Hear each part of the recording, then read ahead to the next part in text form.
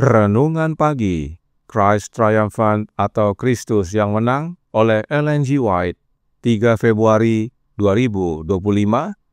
Mari kita berdoa. Bapa kami yang di sorga, Allah pencipta langit dan bumi, laut dan segala isinya, Allah yang maha besar, maha kuasa, sumber segalanya, yang kami sembah selalu melalui anak-Mu yang tunggal, Yesus Kristus. Terpujilah Yesus, anak Allah yang maha tinggi, yang adalah penebus, penolong, penghibur, pengantara kami. Pada pagi hari ini kami bersyukur boleh bangun dan berbakti, dan sebagaimana membaca dan mendengarkan nasihat firman-Mu, kiranya ini menjadi pembaharuan bagi kami semua, agar mengabarkan tentang Yesus Kristus karena Dia segera datang.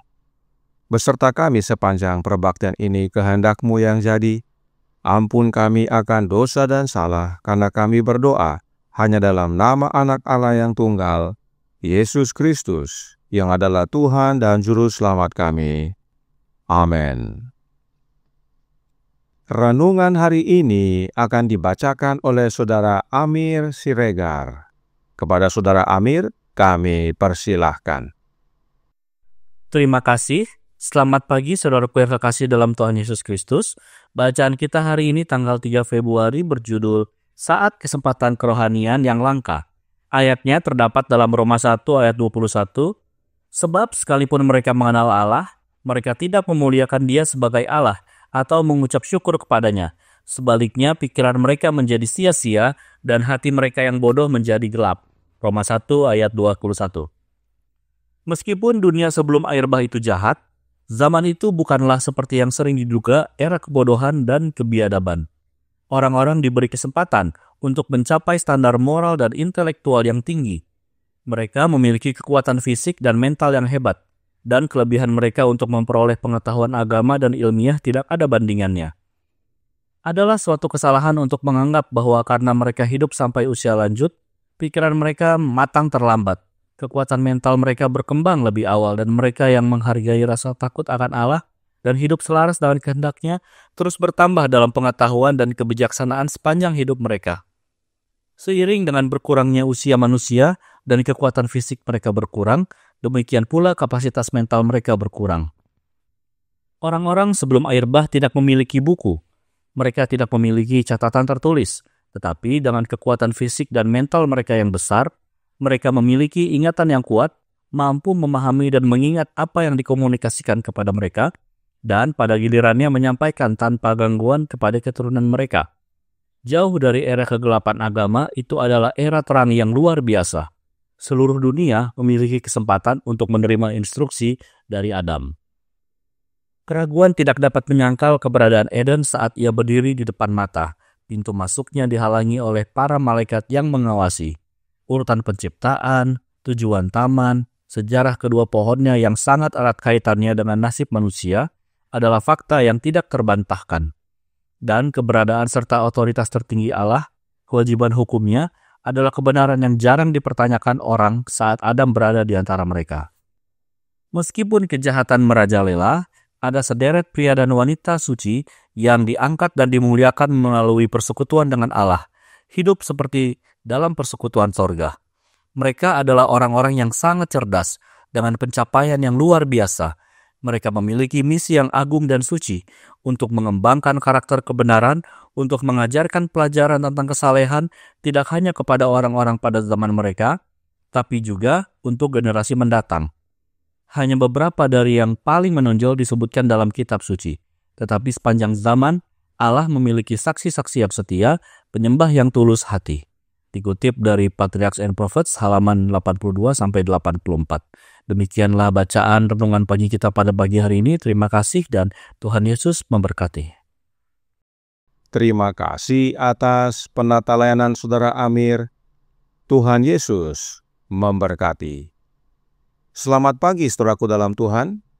Roh Nubuat menjelaskan kondisi dunia menjelang Yesus datang dalam The Ministry of Healing halaman 142 paragraf 4. Kita hidup di tengah wabah kejahatan yang membuat orang-orang yang bijaksana dan takut akan Tuhan di mana-mana tercengang.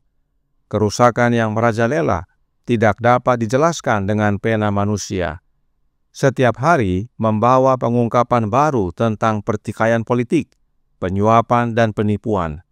Setiap hari membawa catatan kekerasan dan pelanggaran hukum yang memilukan, tentang ketidakpedulian terhadap penderitaan manusia, tentang penghancuran kehidupan manusia yang brutal dan kejam. Setiap hari menjadi saksi meningkatnya kegilaan, pembunuhan, dan bunuh diri. Siapa yang dapat meragukan bahwa agen setan sedang bekerja di antara manusia dengan aktivitas yang semakin meningkat untuk mengalihkan dan merusak pikiran, serta menajiskan dan menghancurkan tubuh? Inilah yang terjadi sekarang dan akan semakin meningkat sebagaimana kita mendekat kepada akhir dari segalanya.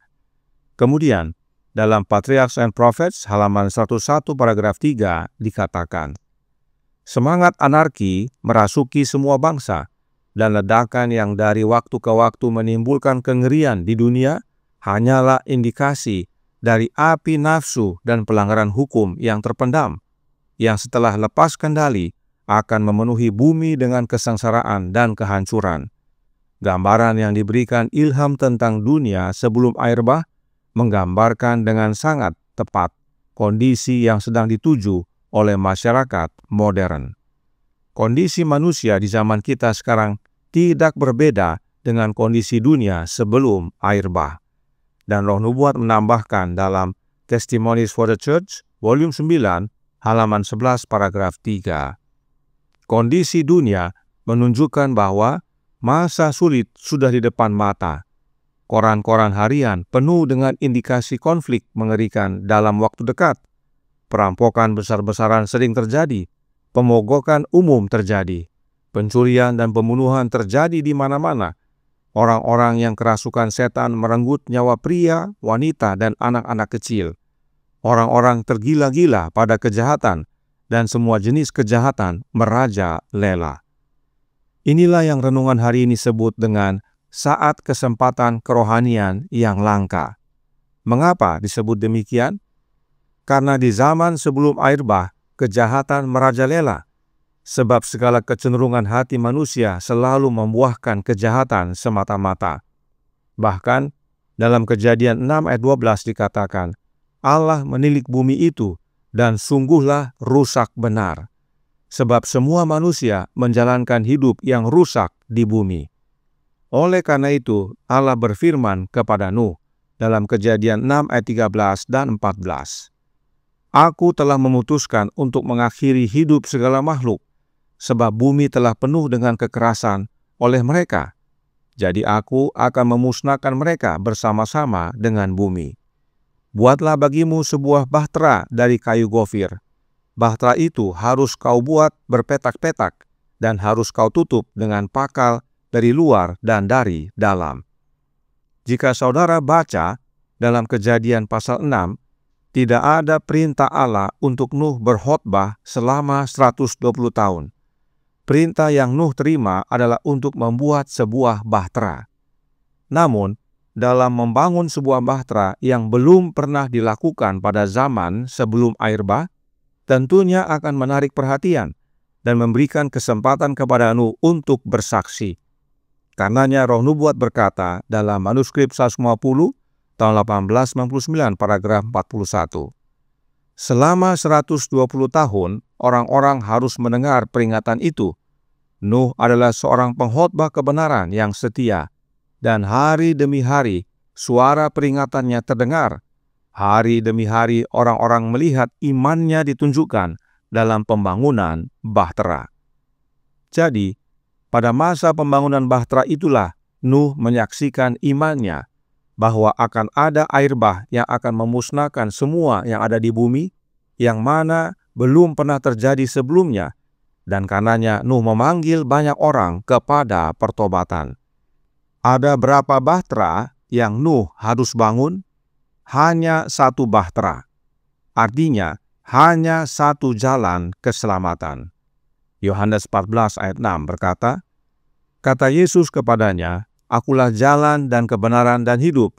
tidak ada seorang pun yang datang kepada Bapa kalau tidak melalui aku. Kisah 4 ayat 12 menyatakan, dan keselamatan tidak ada di dalam siapapun juga selain di dalam Dia, yaitu dalam Yesus. Sebab di bawah kolong langit ini tidak ada nama lain yang diberikan kepada manusia yang olehnya kita dapat diselamatkan. Dan Kisah 16 ayat 17 menyatakan, ia mengikuti Paulus, dan kami dari belakang sambil berseru katanya, orang-orang ini adalah hamba Allah yang Maha Tinggi. Mereka memberitakan kepadamu jalan kepada keselamatan. Paulus mengabarkan tentang Yesus anak Allah yang adalah Mesias, satu-satunya jalan kepada keselamatan. Jalan keselamatan itu hanya satu, saudaraku dalam Tuhan, yaitu Yesus Kristus. Lalu, ada berapa pintu pada bahtera itu? Hanya satu pintu. Artinya, hanya satu akses masuk kepada keselamatan. Yohanes 10 ayat 9 berkata, akulah pintu, barang siapa masuk melalui aku, ia akan selamat, dan ia akan masuk dan keluar dan menemukan padang rumput. Pintu yang dimaksud adalah Yesus. Hanya ada satu pintu, yaitu Yesus Kristus. Karenanya, saudaraku dalam Tuhan, bahtera Nuh itu bukan gereja Advent dan gereja lainnya. Tetapi bahtera Nuh itu adalah Yesus Kristus. Oleh sebab itu, Roh Nubuat berkata dalam Patriarchs and Prophets halaman 102 paragraf 1.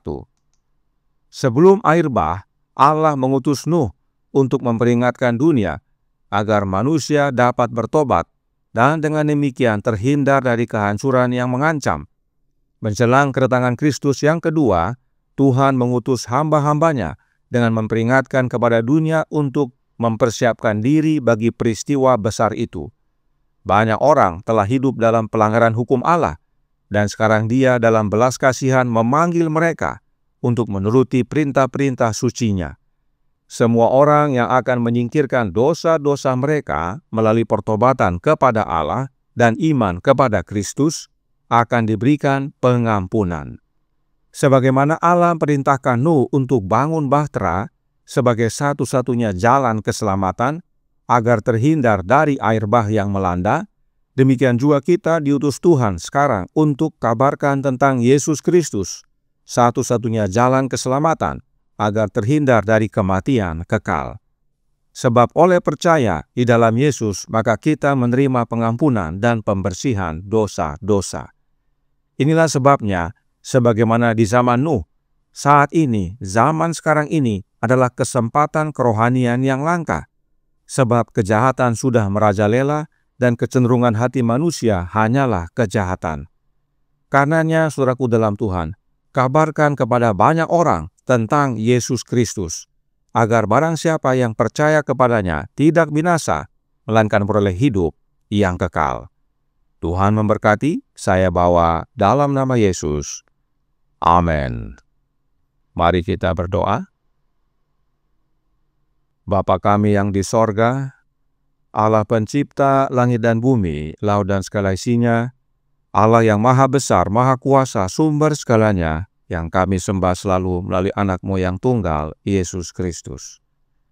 Terima kasih atas nasihat indah pada pagi hari ini, bahwa bahtera Nuh itu bukan gereja Advent, tetapi Yesus Kristus, sebab Dialah satu-satunya jalan keselamatan, dan Yesus itulah pintu. Karenanya tolong kami ya Bapa, karuniakanlah roh anak-Mu dalam hidup ini, sebab hanya dengan menerima Kristus kami menerima bahtera itu. Dan dengan memiliki Kristus kami dapat menjadi saksi sebagaimana Nuh mengabarkan tentang Yesus agar banyak orang datang kembali kepada Dia, menerima pengampunan dan pembersihan dosa. Dan bila mana mereka terima Kristus dalam hidup mereka, mereka pun hidup dalam kekudusan. Hingga pada akhirnya saat Yesus datang kedua kali, kami layak mewarisi kerajaan sorga. Beserta kami Tuhan sepanjang hari ini kehendak-Mu yang jadi, ampun kami akan dosa dan salah, karena kami berdoa hanya dalam nama anak Allah yang tunggal, Yesus Kristus, yang adalah Tuhan dan Juru Selamat kami. Amin.